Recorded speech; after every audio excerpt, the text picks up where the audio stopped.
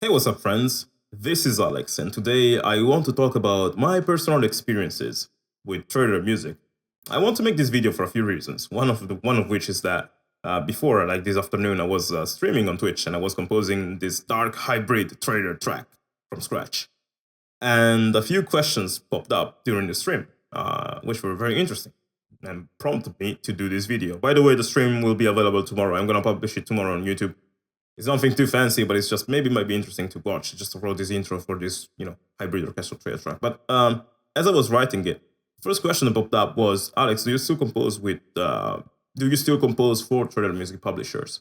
And for those of you who do not know it, like before I started this YouTube channel, I, was working as a trailer music composer for trailer music publishers such as Release Motion, End of Silence, Colossal Trailer Music, and other companies, all amazing and great people, really lovely people who will, work to make their composers better. I learned loads by working with those people, and it's been a mutual exchange. I'm not saying this so you can go now and contact them and say, "Oh, please help me, bro." It's not how it works.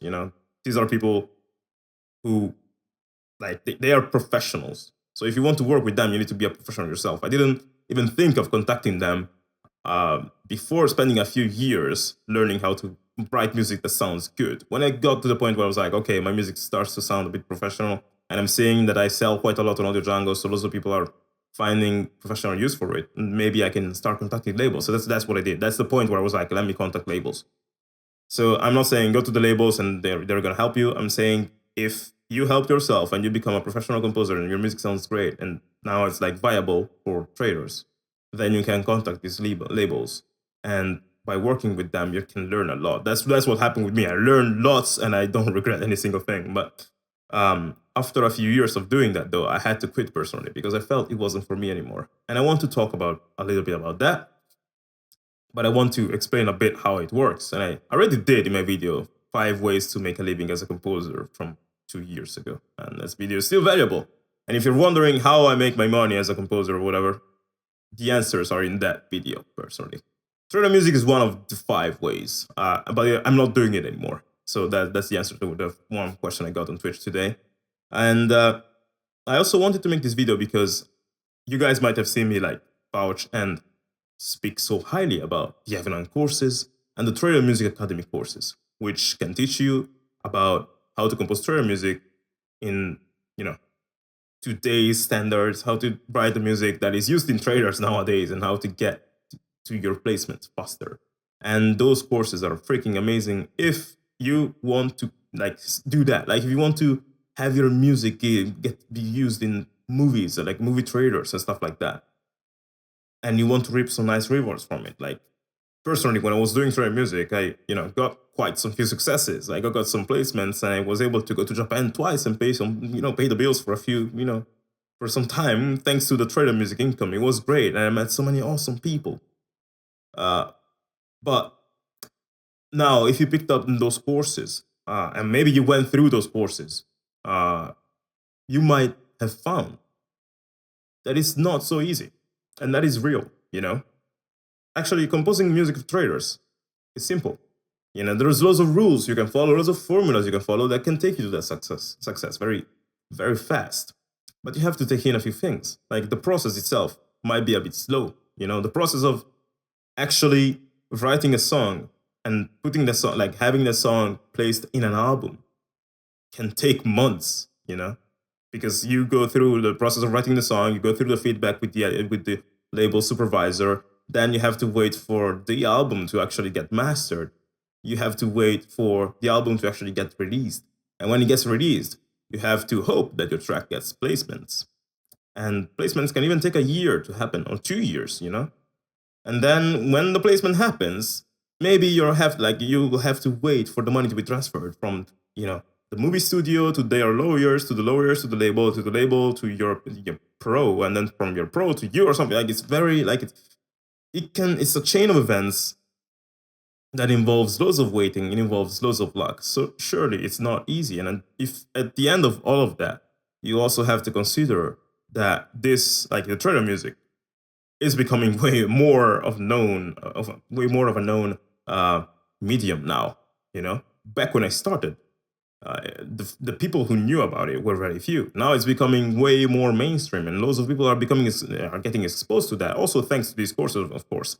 So in one way, it's becoming now easier than ever to get into the field, because now you can just check out those courses and you learn all the shortcuts. And really, I remember when I began, there were no guidelines like that. We had to figure everything on our own by working with the label supervisors, who, for the most part, they're not composers. So working with them, sometimes it's hard to understand what they mean. So usually, back in the day, when you were just starting out with trailer music, you would have to spend a few years, like 1 or 2 years, to actually understand what was needed, to understand the trends, understand how to fit into those cliches, and to how to deliver trailer tracks that actually were useful to trailer editors, because that's a huge part of the job. So it took 2 years to understand that, even 2 years where you didn't get any placement. Now you can, shorten that learning period thanks to the courses from the, Evident trailer course or the Trailer Music Academy courses, which if you haven't them, if you didn't get them and you want to get them, I'm going to leave them in the description of this video, the links, so you can get them there. But obviously, now that more and more people have access to these courses, and more and more people know trailer music is a thing, and lots of people know that people make a living at it, lots of people are becoming interested in that, right? So now the competition is higher than ever. That's, what compensates. So it's easier because you have the courses, but it's also harder because there's more competition. But really, this doesn't change the game. Trailer music has always been a bit of a gold rush, in my opinion. It's always been like, oh wow, this is field full of gold, and lots of people going after the gold. And there's always been that competition. It's always been a bit of a numbers game, and that's partly why I left it. But that didn't stop me or my colleagues or people who I know from getting successes in that field, and it's not stopping them now. Although it puts you in a perspective where you have to be extraordinary if you want to get results, because everyone is after the same results. So you got the courses, maybe, that's great. You went through the whole course, that's amazing. But now you need to learn how to become extraordinary in the face of an editor. So you need to learn how to write a trailer track that has the perfect sync points, the perfect cut points, a trailer track that is irresistible in every single aspect. So that when an editor listens to it, they're like, oh, I'm gonna get this one out of the hundreds of tracks that I've been sent today, Now, here's why, though, I didn't really like this reality, and then why I quit. I've been composing trailer music for years. It was like 2.5 years or something. And I got my success and everything. But in the beginning, I remember I thought trailer music was like the amount of things you could do with it were this big or something. Like, oh, very wide. I can do anything. I can just need to be self-expressive and like super aggressive, loud, epic, etc. So I used to do all crazy sort of things like guitar chugs and dubstep basses and orchestra choir. It was like, oh, this is gonna be the best thing ever. But then I sent the track to the editor and he said, well, the supervisor, and he said, well, dubstep is a bit old school now. We need more sort of this. So I started like this. And then with all the supervisor work, which helped me into getting placements, they did their job nicely, but I went from this field of view to something so narrow that I was like, oh, this is now the only thing I can do, like something here. Like I thought trailer music would allow me to play in this whole field, but now I play it around here, and that's the only thing I can do. That's the bad thing. Like trailer music works with trend, but I understand why that happens, and you will understand it as well if you start working into that field. If you start analyzing trailers, you're gonna notice, oh wow, they always use the Brahms or the trailer hits, but it's because they sing perfectly to freaking Godzilla coming out of nowhere or something. Like there's so many trends that exist, but they exist for a reason. So this market, the trailer music market, is very standardized. It follows lots of rules, in my experience at least, and it follows lots of cliches and doesn't give you as much freedom as maybe writing soundtracks would,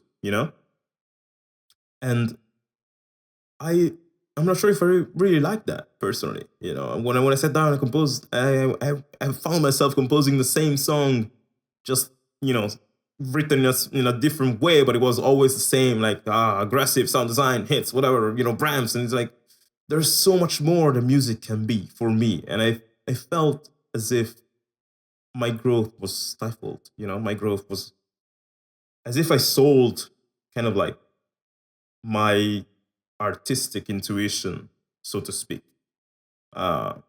just to get results in trailer music. Now, I'm not saying that's a bad thing, and I'm not even saying that trailer music is not original. It's just, for me, the way in which I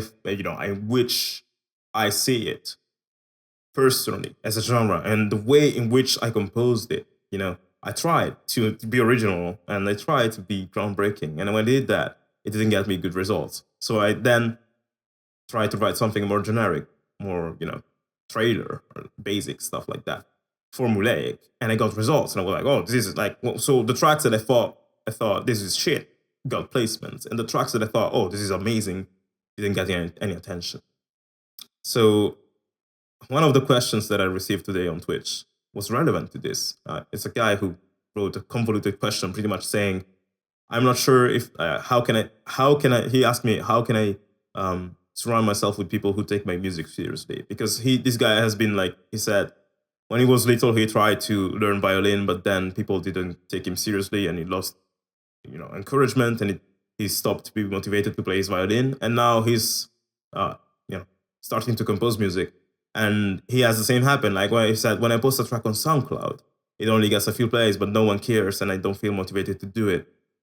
And he asked me how to get motivated in that environment. And that's an odd question, because I think that personally, like what I believe personally as an artist, is that the motivation should come from within, is that the process itself of writing the song should be the reward.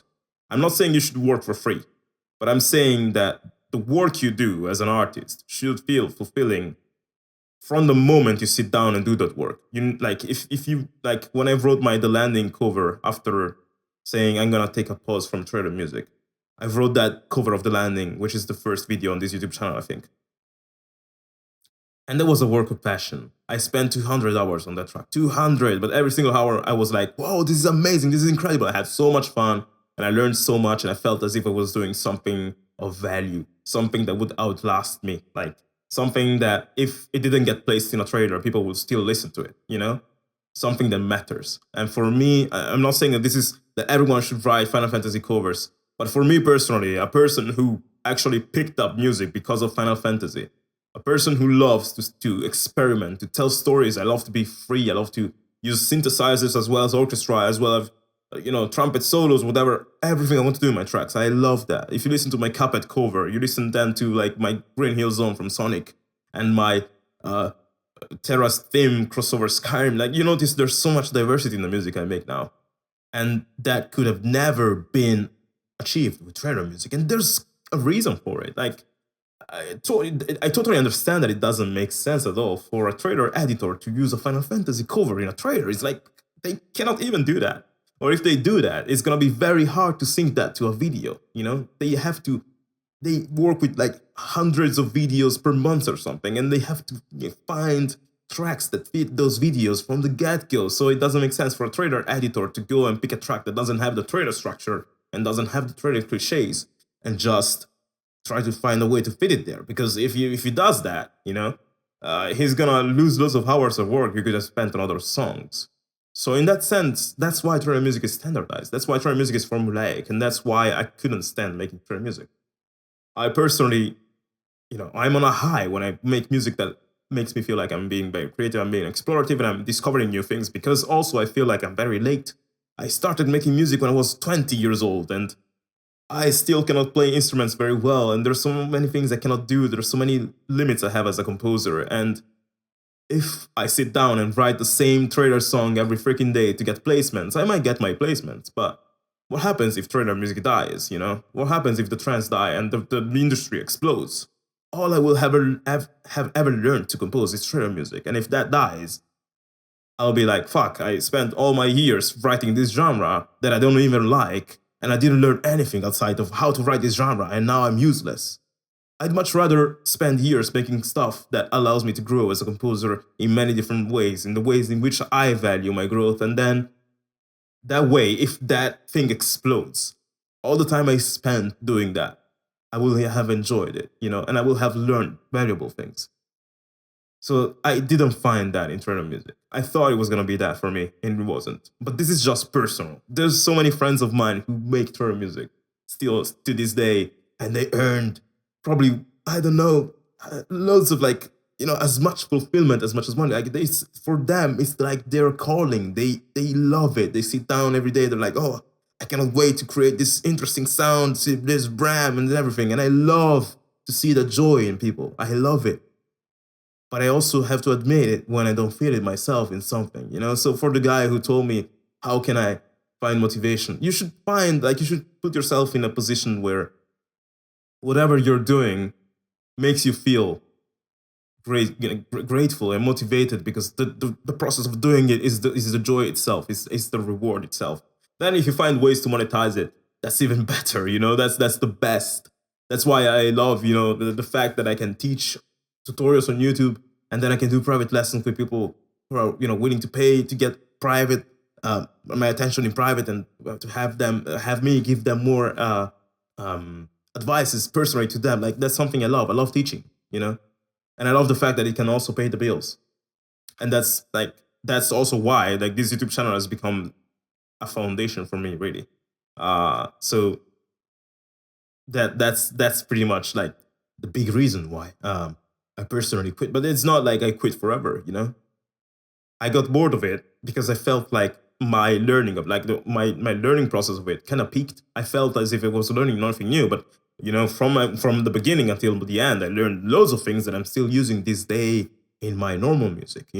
It might come a point where I'll be like, oh wow, trailer music has become fresh and it changed. There's so many things I don't know anymore about it, and then I might become interested in it. I might go back at it. I didn't go like, oh, I'm done forever, guys. I just told everyone I'm gonna take a break, and you're gonna hear from me when that's over. But that break has been going on for a year, I think, or a year and a half or something. And that's the reason. I don't think I ever spoke it openly. But my friends know that. That's like, I really think it's important to do the things you really want to do in life.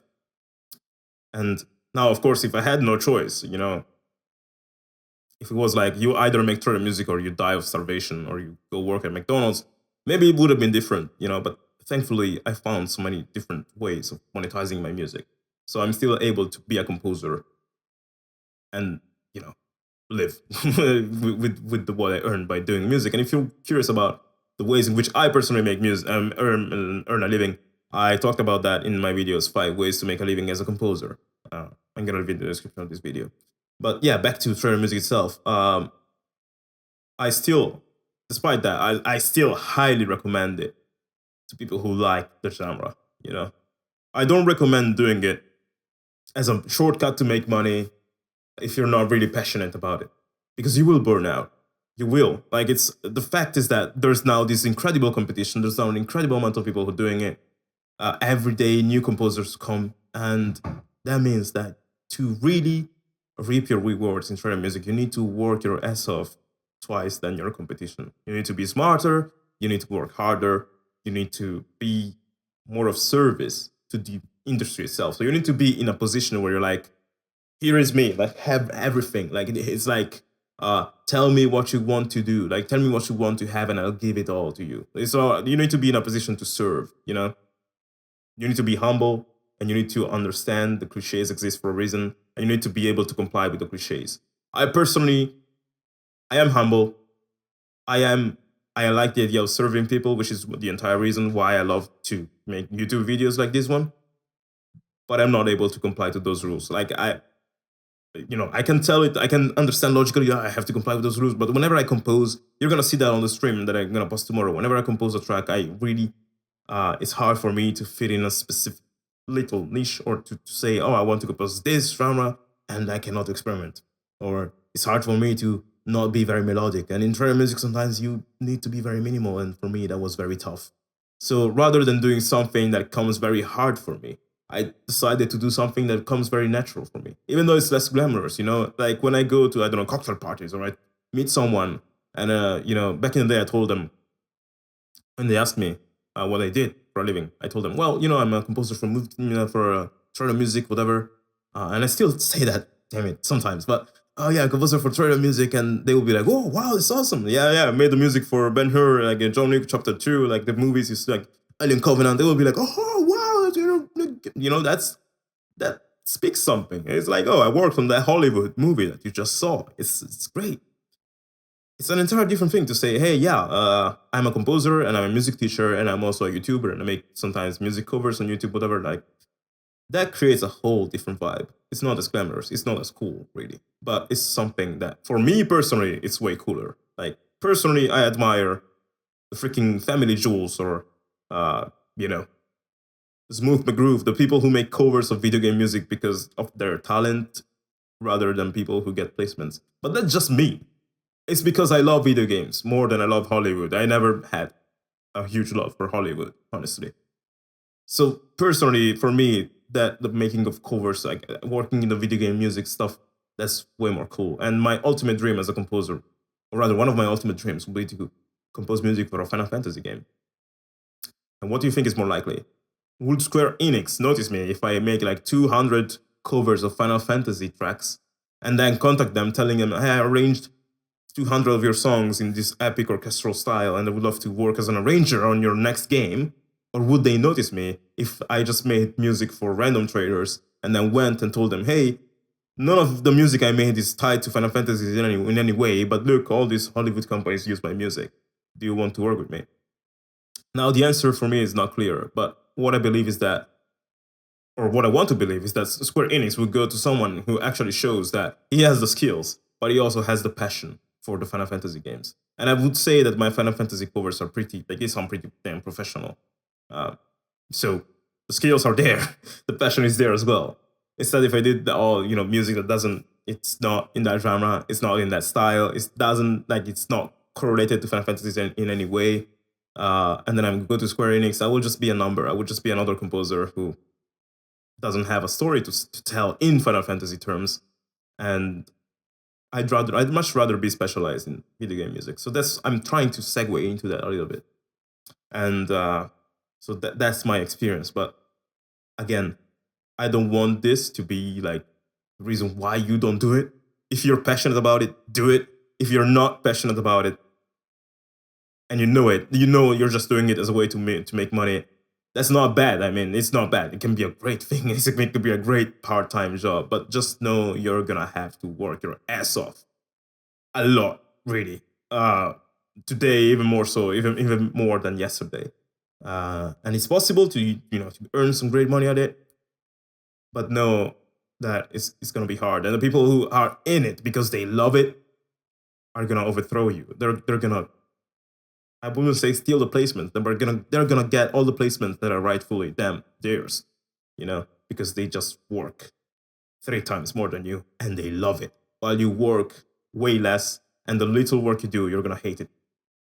Or at least that's what happened with me and the final phases of my contemporary music, experiences. So I didn't want to be in that position, and I don't wish that to anyone. But I'm not judging if you do that as a part-time thing.